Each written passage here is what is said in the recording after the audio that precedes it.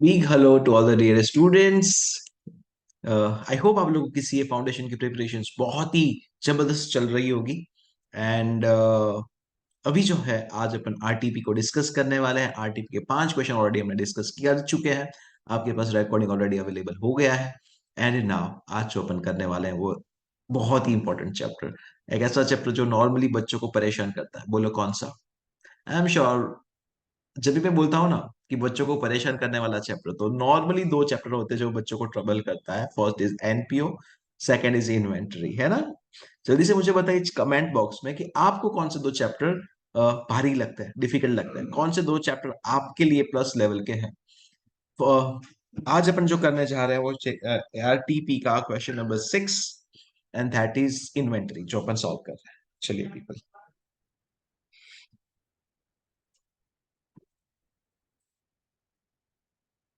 ये है आपका आरटीपी का question number 6, and that is valuation of inventories.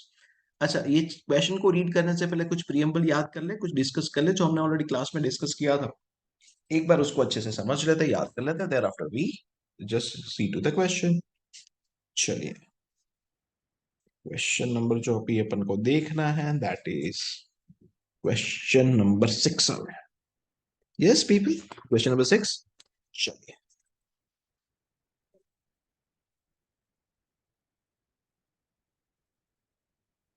Question number 6, that is with respect to inventory.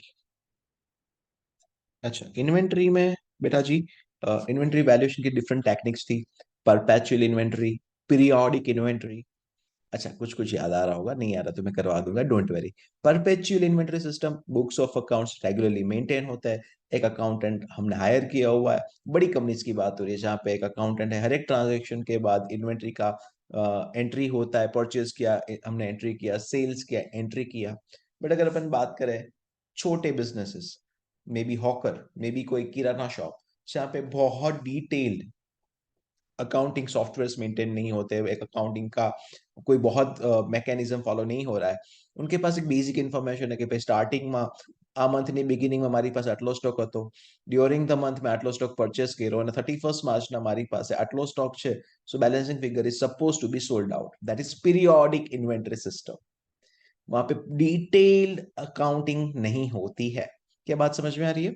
अच्छा, तो यहाँ पे उसके जैसा ही एक क्वेश्चन है। हमको फिजिकल स्टॉक लेना होता है गाइस, आई होप आपको मालूम है दैट्स रूल, कंपलसरी है। कंपनीज को, हर एक लिस्टेड कंपनीज को उसकी बैलेंस शीट में जो फिजिकल स्टॉक दिखाया जाता है, chartered accountant must verify that, है ना? फिजिकल स्टॉक को वेरीफाई करना कंपलसरी है। आप भी जब भी आर्टिकलशिप के लिए जाओगे, आपके जो सीए होंगे आपको बिल्कुल भेजेंगे टू वेरीफाई कि फिजिकली जो बैलेंस शीट में जो स्टॉक दिख रहा है उसको फिजिकली वेरीफाई करके आओ। तो आप भी ये काम करने वाले हो, और यहाँ पे भी बिल्कुल वैसे ही हमको क्वेश्चन है। हमको क्या करना होता है, 31st मार्च का स्टॉक चाहिए होता है। कौन सी डेट का स्टॉक चाहिए होता है? 31st मार्च का। अभी एक बेचारा सीए, बेचारा एक सीए कितनी जगह पे पहुंचेगा 31st मार्च को फिजिकली वेरीफाई करने को? एक जगह, दो जगह, मैक्सिमम तीन चार पांच जगह, और तो क्या। एंड उसका स्टाफ भी यही काम करेगा। तो भी मे बी कुछ इंस्टीट्यूशंस को वो 31st को अटेम्प्ट कर पाएगा, कुछ इंस्टीट्यूशन को maybe first week of April में, और कुछ इंस्टीट्यूशन को उन्होंने already last week of March में ही वेरीफाई करना स्टार्ट कर दिया होगा। बट सो 31st मार्च में वेरीफाई करोगे तो 25th March for example verify कर ही ली तो केवी चाल है। वेल, 25 मार्च तक का तो वेरीफाई हो गया है। उसके बाद उसको खाली ऑडिट करना है 25th मार्च के बाद के परचेसेस एंड सेल्स का। या तो वाइस वर्सा, अगर मेरे पास 10th अप्रैल का स्टॉक मैंने वेरीफाई किया हुआ है, तो मुझे बस वेरीफाई करना है 31st मार्च से लेकर 10 अप्रैल के बीच में जो भी परचेसेस, सेल्स या तो अदर ट्रांजेक्शन हुए, सिर्फ उन्हीं को वेरीफाई करना पड़ता है। So that is the objective. And with that हमारे पास क्या यहाँ पे इंफॉर्मेशन है, कैसे इसको अपन एग्जीक्यूट करते हैं। अगर मान लो मेरे पास स्टॉक है, हमारे पास स्टॉक अगर अवेलेबल है एज ऑन, लेट अस से फॉर एग्जांपल 7th अप्रैल, मेरे पास कौन सी डेट का स्टॉक है? 7th अप्रैल का स्टॉक है। मुझे कौन सी डेट का स्टॉक चाहिए सर? तो 7th अप्रैल का है। हमको अगर स्टॉक चाहिए as on 31st March, 31st मार्च का स्टॉक चाहिए। हमारे पास तो 7 अप्रैल का है, ये मेरे को फाइंड आउट करना है। This is what we are suppose to find out. तो क्या करें? सर बहुत सिंपल है, 7 अप्रैल तक का स्टॉक है। तो ये पीरियड के अंदर बेटा जी, ये पीरियड के अंदर जो भी परचेज हुआ होगा वो 31 मार्च के स्टॉक में इंक्लूड नहीं होना चाहिए। Do you all agree? तो इसको क्या करोगे, माइनस करेंगे। और ये पीरियड में अगर कुछ सेल्स हुआ है, क्या हुआ है, सेल्स, तो उसको क्या करेंगे सर, उसको प्लस कर लेंगे। क्योंकि गुड्स ऑलरेडी चला गया होगा, तो गुड्स ऑलरेडी अपने माइनस किया है, बट 31 मार्च को ये स्टॉक गोडाउन में था, तो मुझे 31 मार्च के स्टॉक को क्या करना पड़ेगा, प्लस करना पड़ेगा। बात समझ में आई है? ओके। ब्रैकेट में क्या लिखते हैं, net net. So net net का मतलब, हाँ अगर क्वेश्चन में परचेज में से परचेज रिटर्न का कुछ इन्फॉर्मेशन दिया तो वो माइनस करना है, नेट परचेज लेना है। सेल्स रिटर्न का कुछ इन्फॉर्मेशन दिया है तो सेल्स में से सेल्स रिटर्न माइनस करेंगे, नेट सेल्स अपन रिकॉर्ड करेंगे। और सेल्स के ब्रैकेट में कुछ और भी लिखते थे, बताओ ना क्या, चैट बॉक्स में बोलो क्या लिखते थे। लिखते थे कॉस्ट। मुझे सेल्स का क्या लेना है, कॉस्ट लेना है। मतलब सेल्स के अंदर जो जीपी है वो हटाएंगे तभी तो जाके मुझे cost of the goods sold मिलेगा, है ना, कितने की वैल्यू का गुड्स गया वो मुझे यहाँ पे चाहिए होता है। अगर इतना समझ में आया है then we are ready to start with the question. क्या आपको यहाँ तक का सब इन्फॉर्मेशन समझ में आ गया है? जल्दी से मेरे को कंफर्म करो, क्या सब कुछ यहाँ तक समझ में आ गया? Did you? So people, this much being said we can resume with the question. All set, चलिए शुरू करते हैं। बहुत ही प्यारा सा क्वेश्चन है, अच्छा क्वेश्चन है, आई गेस ये मॉड्यूल का क्वेश्चन है ना? आई होप आपने भी किया हुआ होगा, देखा हुआ होगा। अच्छा क्वेश्चन है ये। Stock taking of ABC stores for the year 31 March 2023 was completed by 10th of April। Stock taking कब हुआ, 10th अप्रैल को। सो मुझे फॉरवर्ड जाना है कि बैकवर्ड जाना है? मुझे स्टॉक चाहिए 31 मार्च का। 31 मार्च का ईयर एंडिंग 31 मार्च ही होता है, 31 मार्च का स्टॉक चाहिए। And what I am having is stock as on 10th April. 31 March का स्टॉक चाहिए and what I am having is stock as on 10th April. क्या करेंगे पीपल, मुझे फॉरवर्ड जाना है कि बैकवर्ड जाना है? फॉरवर्ड मतलब 25 मार्च का 31 मार्च का स्टॉक चाहिए तो वो फॉरवर्ड मूवमेंट हुआ। एंड 10th अप्रैल का है एंड 31 मार्च का चाहिए तो ये बैकवर्ड मूवमेंट हुआ। तो ये फॉरवर्ड है कि बैकवर्ड है, मुझे फॉरवर्ड जाना है कि बैकवर्ड? अगर बैकवर्ड है तो रूल्स मैंने अभी अभी डिस्कस किए। परचेजेस, ये पीरियड में जो परचेज हुआ होगा उसको अपन क्या करेंगे, परचेज को माइनस करना पड़ेगा और सेल्स को प्लस। लेकिन हाँ, क्या लेना है, परचेज के ब्रैकेट में भी नेट और सेल्स के ब्रैकेट में भी नेट। एंड सेल्स के ब्रैकेट में एक और चीज, सेल्स माइनस जीपी करने के बाद क्या लेना होता है, कॉस्ट लेना है। बस इतना ध्यान में रहना चाहिए, देन अपन इस क्वेश्चन को स्टार्ट कर सकते हैं।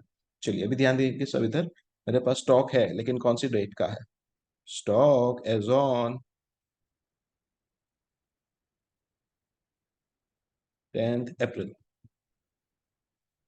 एंड मुझे कौन सी डेट का स्टॉक चाहिए पीपल, मुझे स्टॉक चाहिए कौन सी डेट का चाहिए, stock as on 31 March. 10th April का स्टॉक है, 10th मार्च का स्टॉक चाहिए। यस, समझ में आ रहा है? तो बैकवर्ड जाना है, ये पीरियड में जो भी परचेज हुआ होगा, एक बार फिर से परचेज हुआ होगा, यस सर, उसके ब्रैकेट में नेट, सॉरी परचेज को करेंगे माइनस, सेल्स को करेंगे।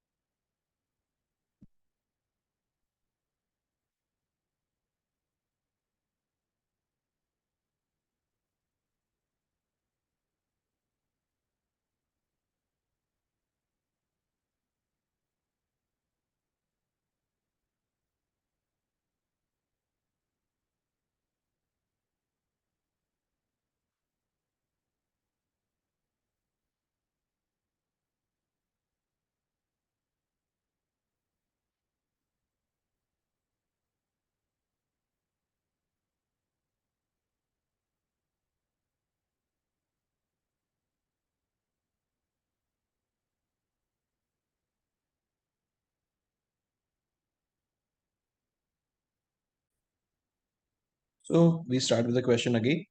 तो हमारे पास जो स्टॉक है वो कौन सी डेट का है पीपल, 10th अप्रैल का है, मुझे 31 मार्च का स्टॉक चाहिए। कैसे करेंगे जरा ध्यान से देखना, बहुत ही इंटरेस्टिंग है और इजी क्वेश्चन है वैसे, अगर ध्यान से समझोगे तो मजा आएगा आप लोगों को, ठीक है?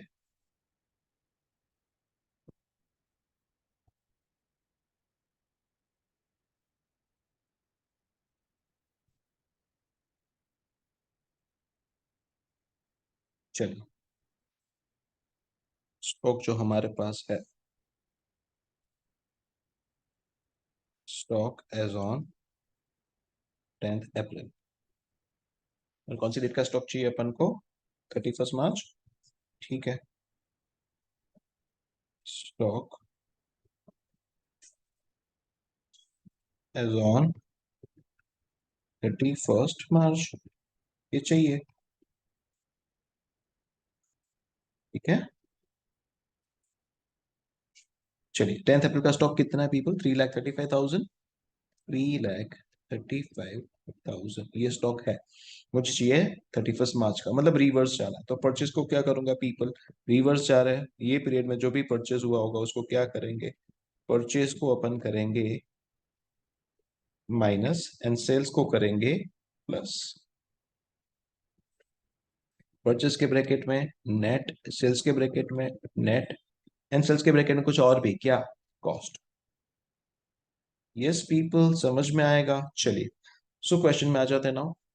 At cost as on completion of the date after the end of the accounting year and till the date of completion of the stock taking, sales for the next year, किसकी बात हो रही है?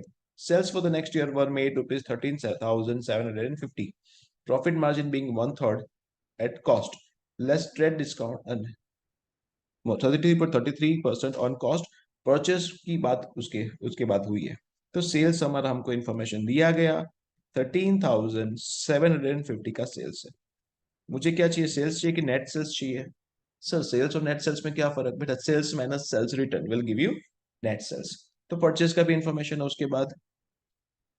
मैं भी कुछ प्रॉफिट का calculation नहीं कर रहा हूँ, सेल्स में से अगर कुछ सेल्स रिटर्न का इंफॉर्मेशन है तो पहले उसको भी पुट अप करूंगा, नेट सेल्स फाइंड आउट करूंगा, देन उसका कॉस्ट निकालूंगा। ठीक है, चलिए। Yes, profit margin being 33.33% on cost. Purchase for the next year included in the stock amounted to 18,000. Purchases for the next year. So ये next word काय को use करता है? तो 31 मार्च के बाद जो परचेज हुई है उसके लिए वर्ड क्या यूज हो सकता है? नेक्स्ट ईयर, है ना? ओके, तो purchases for the next year amounted to कितना? 18,000। 18,000 में परचेज किया एट कॉस्ट की, at cost less trade discount of 10%। तो गाइस मुझे सोच समझ के बताओ ना, परचेज कितने का हुआ? 18,000 का कि 18,000 minus 10% discount, trade discount? I hope आपको याद है बेटा, ट्रेड डिस्काउंट रिकॉर्ड नहीं होता, कैश डिस्काउंट बिल्कुल रिकॉर्ड होता है। तो यहाँ पे मैं परचेज कितने की मानूंगा? बिल्कुल हमारा परचेज बनना चाहिए 16,200 माइनस करना है। ओके, उसके बाद during this period goods were added to the stock of the markup price. Sir ये मार्कअप प्राइस का मतलब, मार्कअप मतलब प्रॉफिट, मार्कअप मतलब क्या? Profit. Markup price of ₹600 in respect of sales return. So selling price का बताया हुआ बेटा 600 रुपए का, सेलिंग प्राइस का मतलब 600 प्राइस, ₹600 की एमआरपी का विथ प्रॉफिट वाली वैल्यू का गुड्स क्या हुआ है? सेल्स रिटर्न हुआ। क्या हुआ? सेल्स की सेल्स रिटर्न, सेल्स रिटर्न हुआ। तो क्या करना है सर? सेल्स में से माइनस करो, कितना? 600 का गुड्स। ओके, तो नेट सेल्स मिल जाएगा क्या आपको? Sales minus sales return will give you what? Net sales. ये नेट सेल्स मिला, नेट सेल्स तो मिल गया। अभी मेरे को क्या चाहिए? कॉस्ट चाहिए। क्या चाहिए? कॉस्ट। कॉस्ट कित के लिए क्या क्वेश्चन में इंफॉर्मेशन है? हमारा प्रॉफिट कितना है? 1/3% ऑन कॉस्ट, 33.33% ऑन कॉस्ट। अच्छा, अगर ये नहीं समझता 1/3 1/4 तो आपको इजी बताता हूँ। अगर cost plus profit is equal to selling price, अगर कॉस्ट 100 है, इसके ऊपर में 33.33 का प्रॉफिट चढ़ाता है, तो सेलिंग प्राइस कितना होता है? 133 होता है। Do you all agree? Yes yes, ये सबको समझ रहा है? सो पीपल, अगर ये सेलिंग प्राइस जो है वो है 600, वो है मेरा 13,750 माइनस 600, आई कैन से 13,150 बोल सकता हूँ मैं सेलिंग प्राइस, 13,150। तो उसका कॉस्ट कितना है? मेरे को क्या चाहिए? कॉस्ट चाहिए। क्रॉस मल्टीप्लाई कीजिए, 13,150 into 100 divide by 133.33, that comes to 9862.7। तो मैं 9863 रख लो people. Cost seems to be 9863, ये आपका कॉस्ट है। राउंड ऑफ किया है बेटा, यस, 9863 ये आपका कॉस्ट हो गया। समझा है? ओके, उसके बाद after stock taking it was found that there were certain very old slow moving item costing 2,250 which should be taken at ₹1050 to ensure disposal to an interested customer. हमारे पास कुछ ऐसा आइटम है जो कोई बाई नहीं कर रहा, स्लो मूविंग आइटम है, there is no buyer to it.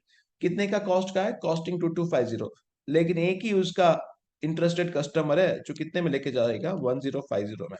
तो चेक करो ना, 2250 का आइटम कितने में बिकेगा? 1050 में।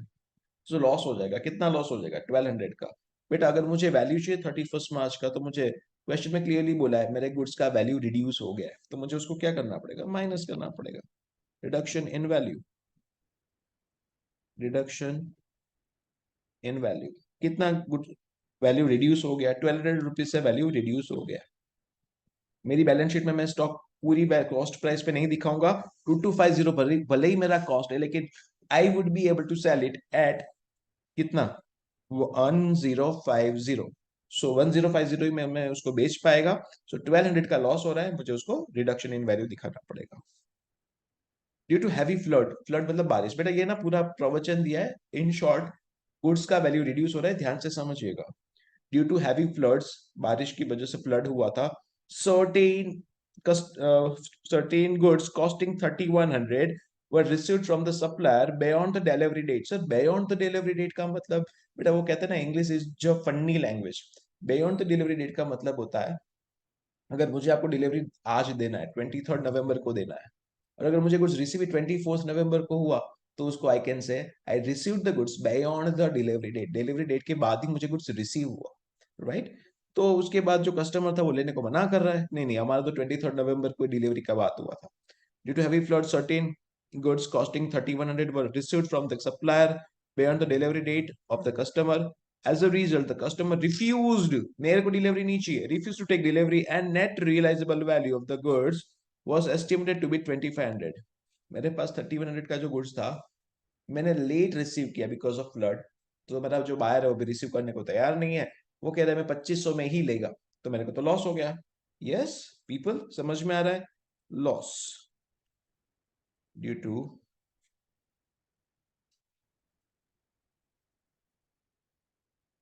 रिडक्शन इन वैल्यू, या तो लॉस ड्यू टू फ्लड बोलो तो भी चलेगा। कितना? 600 का। सबको समझा है बेटा जी?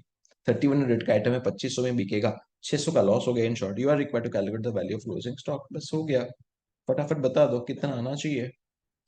3,35,000 का गुड्स था, 16,200 माइनस किया। सर परचेज रिटर्न का तो आपने माइनस नहीं किया, क्वेश्चन में नहीं दिया ना परचेज रिटर्न। बेटा नहीं दिया तो कहां से करे? सेल्स रिटर्न दिया था तो उसको अपन ने इम्पैक्ट दिया, अगर दिया होता तो माइनस करता मैं। ठीक है ना, परचेज में से माइनस करते बिल्कुल। सो क्लोजिंग स्टॉक का वैल्यू आ रहा है 3,26,863। 3,26,863 this is value of your closing stock as on 31 March. समझेगा? Did you all get this? जल्दी से मेरे को कंफर्म करो, let me just show it to you. एक बार चेक कर लेते हैं अपना आंसर। आईसीआई के आरटीपी के साथ 3,26,862 लिखा है उन्होंने, 1 रुपया उनका कम आ रहा है, बिकॉज यहाँ पे उन्होंने राउंड ऑफ करने में 2 लिया है, अपन ने 3 लिया। ठीक है, दैट्स फाइन, दैट इज बिल्कुल ओके है, चलता है, और ये वेरी मच वैलिड है। ये उन्होंने क्लैरिफाई भी किया, इसलिए अपन ने वर्किंग नोट बना दिया। अपन ने, हम यहाँ पे एक वर्किंग नोट भी बनाया, आप इसको भी अच्छे से कॉपी कर लीजिएगा। ये working note I am talking about, this working note I am talking about. ठीक है, 9863 कैसे आया, समझ में आएगा? You can consider this to be working note number 1। चलिए people, that's it for question number 6 as of now. See you soon with the next question, question number 7। Thank you so much, tata, bye bye, see you, आओ।